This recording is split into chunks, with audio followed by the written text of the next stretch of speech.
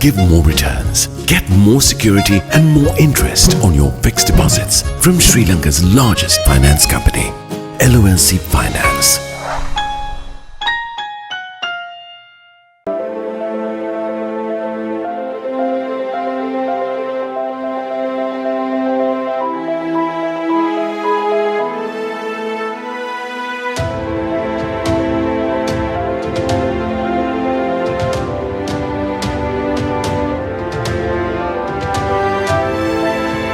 To curb corruption, one must be courageous to confront and rise up against the corrupt.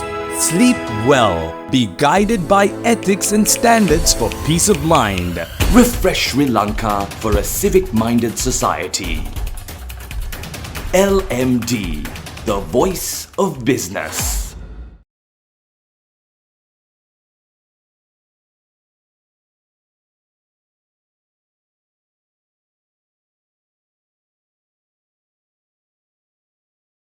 Hello and welcome to LMDtv. Tonight on the forum, we're zooming in on the banking sector. And with us, we have the Managing Director and the CEO of Commercial Bank, Sanath Manatunge. Mr. Manatunge, it's very nice to have you on the show. Thank you, Ruwandi. Let's start off our conversation talking about the prevailing state of the sector, because I think the banking sector has been on a roller coaster ride. So what are some of the insights that you can share with us regarding how the sector is doing right now, especially against the backdrop of the economic and the forex crisis? If you look at the context, we have to compare where we were maybe 1.5 years back. So if you can remember, the Sri Lankan economic crisis or the issues, challenges started from 2019 with the Easter Sunday attack. Then we had to face the pandemic for 1.5 years. Then came our own issues, the economic and political issues. So because of this, FX rates, the dollar rate went up, the interest rates went up to about 30%. And even when we started last year, 2023, the dollar was over 360. Interest rates were over 28%. Then as a result, inflation increased up to 70-75%. And because of the scarcity of the foreign currency liquidity, the grey market or black market activated and the formal channels didn't have enough liquidity, especially in foreign currency, to support even essential food, fertilizer and pharmaceuticals, and including fuel for power generation. So that is the context in which we were operating about 1.5 years back. So obviously, all these factors ultimately affect the financial sector, especially the bank and its customers. So in this backdrop, the loan growth didn't happen actually, because there's no or less economic activity. People were not willing to invest in new activities. With the pandemic and other affected industries had to go through many other challenges due to economic and political issues. The NPA, the stage 3 ratio started to go up, and availability of effects affected many sectors, including day-to-day life of the people. So from there, within a year, we are lucky enough to turn around to some extent. But I would say, although there are positive vibes around the market, we should not celebrate early. At the moment, we have seen some loan growth happening. We had a year-on-year degrowth of loan book for about over 6%. From 22 to 23. Having said that, we have seen an uptick on private sector credit growth after a 12-month drop, month-on-month drop from June to June 2023. So from June, that is mid last year, 2023, we have seen an uptick in private credit growth, which is a positive factor, and I would say it reflects the economic activity rebounding slowly. And with the interest rates going down to now, the PLR went down to 11.83 this week. That is after 2 years. I think the PLR has gone below 12%. And foreign currency FX rates, the dollar rate has stabilized around 325 level, which is continuing. And also inflation has gone down, although it is from a higher base, it has gone down to about 5%. So with all these, I think this economic activities are reviving. People, the business community, SMEs, they have some faith and a context to operate positively for their businesses. And with the FX liquidity coming in, even the availability of raw material also has improved. So, and also with the stabilizing of the dollar, and also exports, remittances, and tourism coming back, we have seen dollar liquidity coming into the market, and these higher rates, the speculative black market, informal rates have dried up. So, with all this, I think we have a positive outlook for 2024 and beyond. That is my take on the year ahead.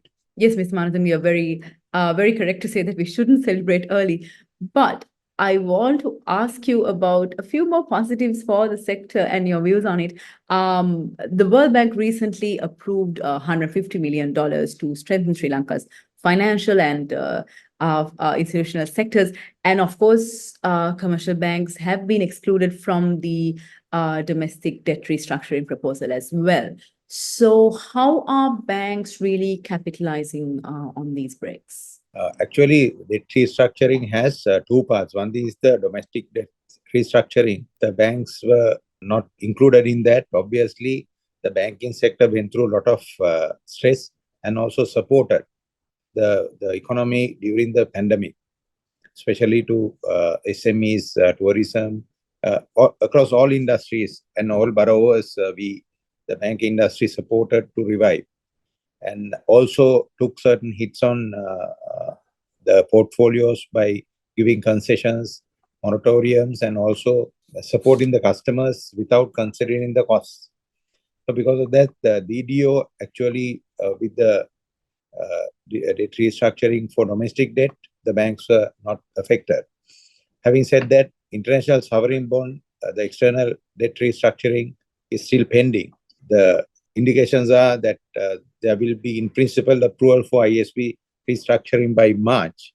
So that is the biggest hurdle the banking sector will have to go through, because the impact of that is maybe larger than the domestic debt restructuring.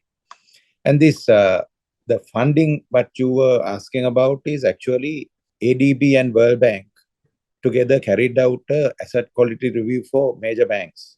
I think now they have covered 10 banks. It's a very prudent thing to see where the stresses are coming for these banks, especially on the capital adequacy, and to see whether these major banks are adequately capitalized. And this asset quality review also had a area where they stress certain portfolios, including the possible impairment on international sovereign bonds with certain scenarios. So boards and the management will have to prepare for these stress scenarios proactively, and central bank is monitoring that so that the banking sector will be resilient. So I think this the funding arrangement is to support the banking sector if there's a need for capital, because ultimately the economy depends on the bank funding for economic growth. Even the growth expected by the IMF could be achieved only if the banking sector can lend to the economy to revive the businesses and support even the government for take up major infrastructure and development projects. So because of that, I think this is a very good initiative. One thing is to make the banks resilient and also make the bank resilient to achieve the expected economic growth, the projections put forward by the IMF, because we are on a program. If the basic thing is the growth in the economy, we are talking about 1.5% to 1.7% growth for 2024, over 3% GDP growth for 2025. So all these could only be achieved if the banks are able to fund the requirements of the borrowers and the economic activities in the country.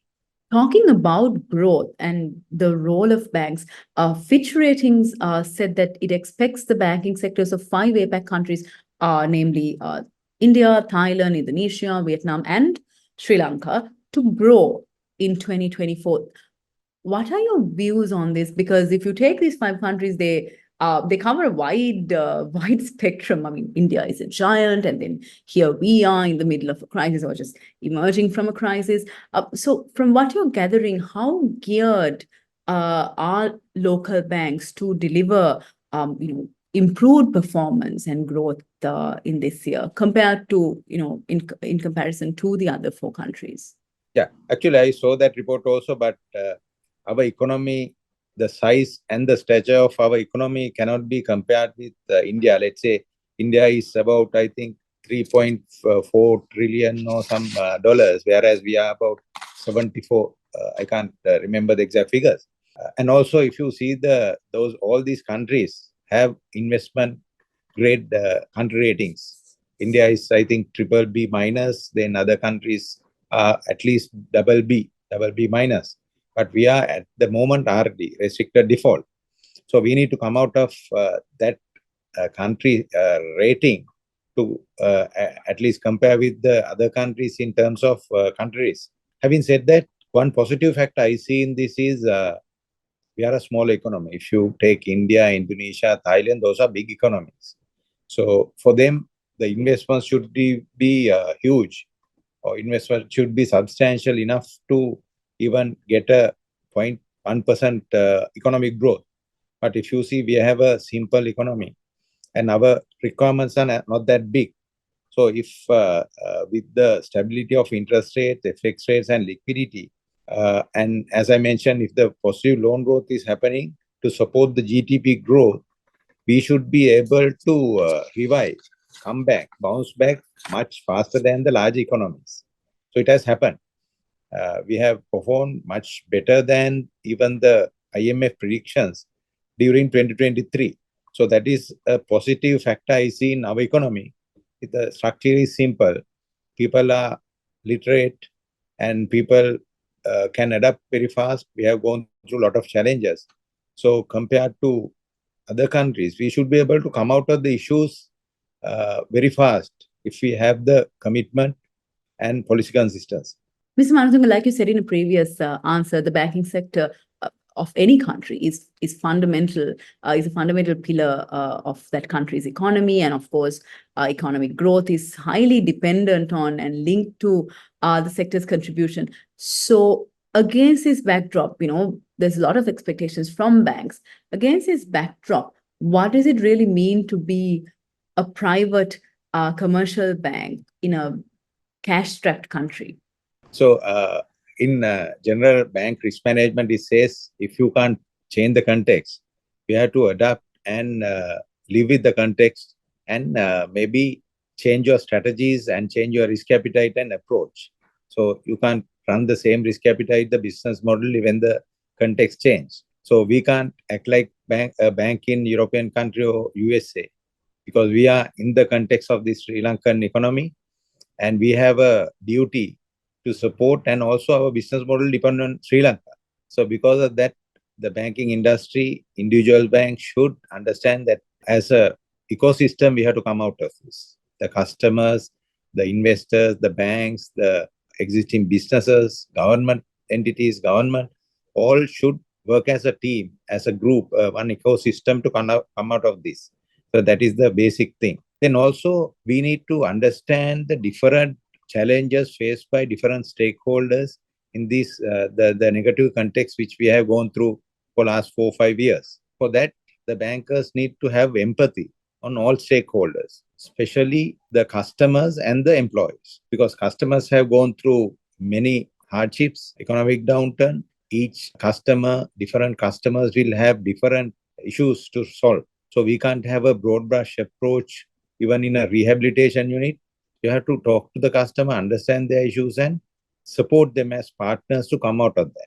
Other thing is the employees. With the inflation, the cost of living and taxes, the employees have gone through a lot of stresses. We have seen the challenging situations where a lot of young talent migrating. So those are the challenges and we need to have approaches with empathy to understand their issues and prevent risk being escalated to the next level. And banks have the responsibility to support customers, internal customers, and the economy during this change context. And also, although we are stressed, our economy is stressed. The banking sector should not neglect futuristic initiatives like digitalization, automation, applying analytics. Otherwise, our industries will be lagging behind in years to come with the other countries. So we have to keep on investing, and that is also we have to think positively that things will not be bad forever. So unless we invest in these technologies, even sustainability front, our banking industry and the economy will not be ready to face future challenges compared to other economies. So while understanding the challenges, we should not neglect supporting the economy and the futuristic transformation. And even I believe that sector consolidation, getting support from agencies like IFC, ADB, British Investment. So those also, the collaboration also should continue, because in future, these agencies should be able to support the economy and especially the banking industry to transform into a future-ready state. It's time to take a very short break, but we'll soon be back to talk more about banking. Display your brand message on digital screens at prime locations. The largest digital advertising network in Sri Lanka. Emerging media. You're mobile, and so are we. Gets me going. Grab the Lite 87 app at the Apple App Store or Google Play now. 87.8 and 87.6 island-wide. Lite 87.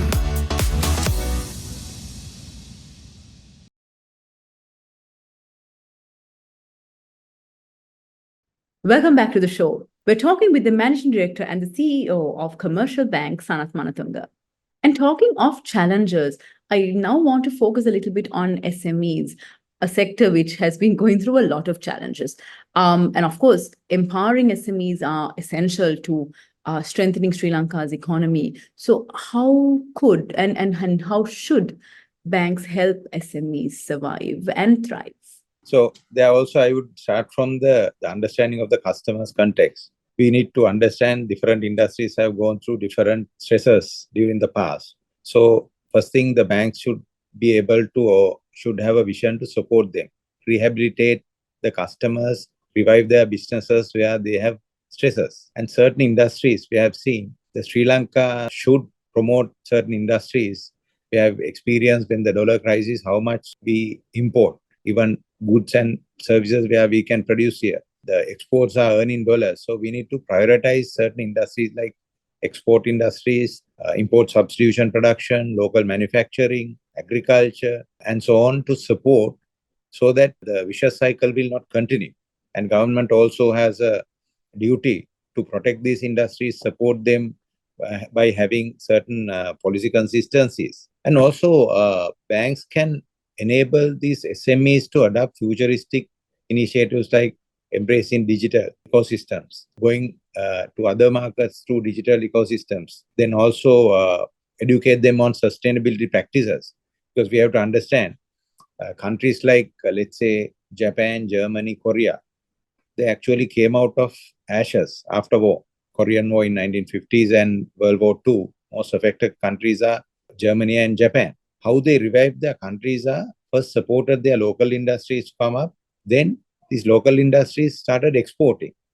For that, our industry should know the quality expected by other markets. So that is another educational or capacity building we can do to SMEs to reach the global markets. If you see these three countries I mentioned, Japan, Germany, and Korea, they are very much export-oriented and they are giants in export markets.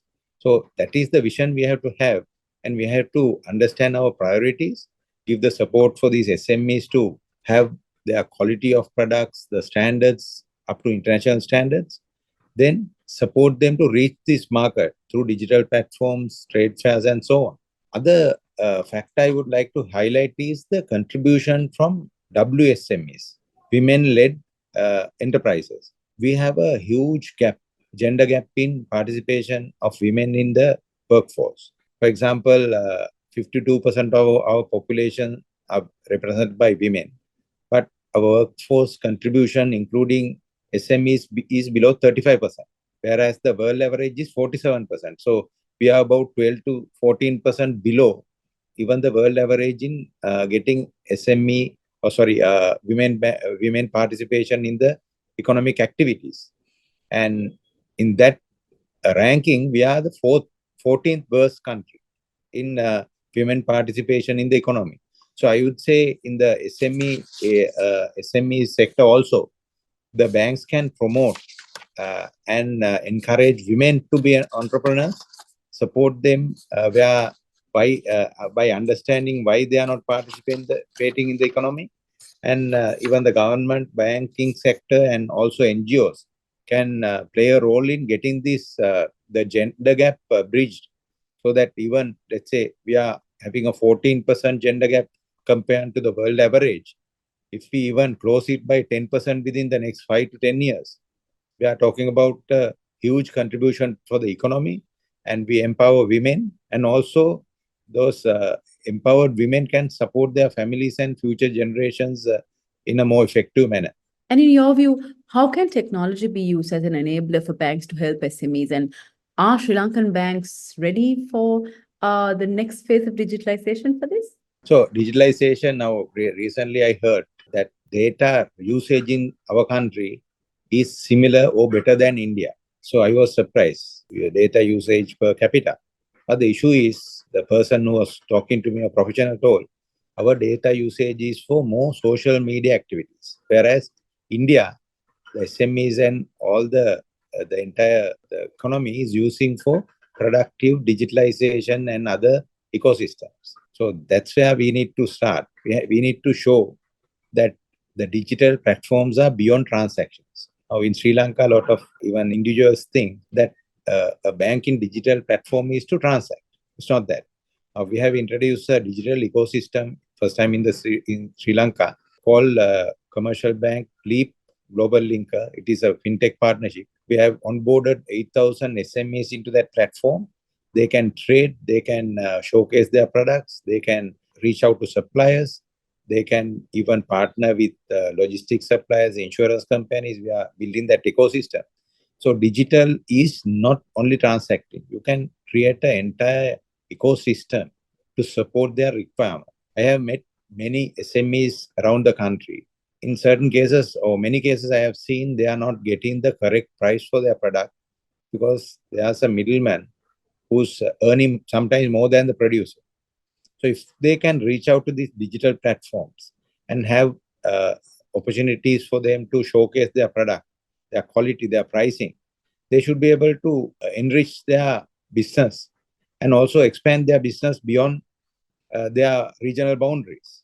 And also, we are partnering with many institutions like IFC, IDB locally to support these SMEs to come up to the next level. So that also through digital. For example, now if you adopt digital platforms for payments like QR or digital platforms, then the banks should be able to look at the cash flows and lend to them. One of the key issues the SME is finding it difficult to get bank lending, or they tend to go to high rate borrowing because they don't have properties or any other asset to mortgage. But they should not have worry on mortgages if they have visible cash flows to show the lender. Even digitally, the banks can invest in supply chain financing. Most of the suppliers of big corporates are SMEs. So when they can show that they are supplying consistently to a particular corporate or a big business, or even hotels, any other factories, then these digitally enabled supply chain financing models should be able to do lending on cash flow basis without any collateral. So that's how the digital ecosystem should be expanded to support the SMEs, especially to expand beyond the levels which they operate at. So the digital should not be confined to the transacting with the bank, but it's more than that. Even fintech partnerships we are looking at. So those should enable the SMEs to look beyond their traditional models. Ms. Manatunge, we are almost at the end of our conversation, but before we let you go, any closing thoughts you'd like to share with our audience today? Closing thought in the Sri Lankan context and what we have experienced, we need to have a positive mindset. As a country, we should have a positive mindset to to come out of this issue, we should have the courage and the commitment to come out of this issue. Having said that, we need to understand where we went wrong. That is also important, so that we will not go through the same vicious cycle. We had gone through this cycle many times, but we have not learned a lesson till the country came down to this level, which is very unfortunate. And when we travel overseas, we have seen how the other countries have come up. So those are the lessons we need to apply to Sri Lanka. But fundamentally, we need to have honesty, integrity, governance, transparency, accountability from the politicians to the government sector to the private sector. Because if we don't have that, the qualities, the country won't be able to maybe revive again. It not revive, it will go through the same vicious cycle. So all the sectors, from politicians to the government to private sector to the entire the population, I would say, should be committed for these qualities, the governance, so that as a country we will inculcate qualities in the next generation as well. But at the moment, unfortunately, it's the other way around. And other thing is, from a business context, policy consistency should be there for the business to come, invest and survive and thrive. We have seen the policy consistency is another major barrier or a negative factor or a challenge we have seen, which has not supported ease of doing business also. So those are the few things I would say to conclude. The commitment and also not going through the same vicious cycle should be our future task. We've been talking with the Managing Director and the CEO of Commercial Bank, Sanath Manatunge. Mr. Manatunge, it was very nice having you on the show with us. Thank you. And to all our viewers, thank you so much for joining us. Until next time, take care. Don't forget to subscribe to our YouTube channel and follow us on Facebook and Twitter. Thank you for watching and stay safe.